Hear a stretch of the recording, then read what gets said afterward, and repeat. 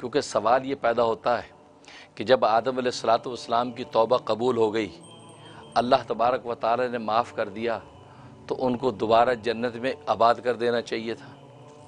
ये सवाल होता ही नहीं, क्योंकि निकाला तो इसलिए था कि गुनाह और मासियत हो गई थी और उस मासियत के नतीजे में जन्नत से निकाल दिया। जब निकाल दिया, अब इन्होंने तौबा और माफ़ी की, अल्लाह मुझे माफ़ कर दे। अल्लाह ने तौबा कबूल भी कर ली। अब तौबा कबूल करने का नतीजा ये कि दोबारा जन्नत में आबाद करना चाहिए था, लेकिन दोबारा जन्नत में तो आबाद किया नहीं। तो इन्नहु हुवा तव्वाबुर रहीम, तव्वाब तो हुए कि तौबा कबूल कर ली, रहीम तो ना हुए, रहमत तो की नहीं।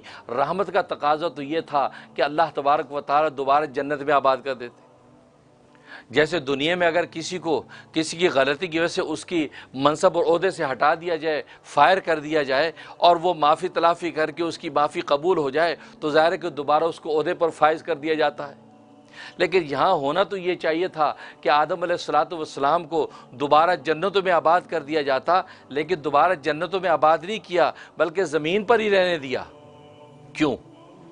इसका जवाब यह है कि ये जो फरमाया वो कुल्लाह भी तो मिनहा जमिया, कि तुम जो ज़मीन में उतर जाओ सारे के सारे, यहाँ पर अल्लाह तबारक व तआला के ज़मीन पर रखने की दूसरी मसलत ज़ाहिर हुई। और दूसरी मसलत क्या थी कि मैंने ज़मीन में तुम्हें अपना नायब और खलीफा बनाकर कायम कर दिया। जो असल तख्लीक का मकसद था कि इन्नी जाइलुन फिल अर्ज़ी खलीफा, कि मैं ज़मीन में अपना खलीफा मुकर्रर करना चाहता हूँ, तो ज़मीन पे खिलाफत तभी कायम होगी जब आदम अलैहिस्सलाम ज़मीन पर हों। अब आदम अलैहिस्सलाम एक ख़ता के नतीजे में ज़मीन पर आ ही गए हैं, लिहाजा अब दोबारा जन्नत में ले जाने की ज़रूरत क्या है? अब ज़मीन पर आबाद करके जो नियाबत खिलाफत का ताज पहनाना था, लिहाजा ये दूसरी लफ्ज़िश की वजह से ज़मीन पर आ ही गए हैं, लिहाजा अब उनको खिलाफत का ताज पहना कर ज़मीन पर आबाद कर दो। इसलिए फरमाया कुल्ना हबितू मिनहा जमीअन, के सारे अब ज़मीन पर जो उतर जाओ, मतलब ज़मीन पर बतौर खलीफा के और नियाबत के तुम यहाँ कायम हो जाओ।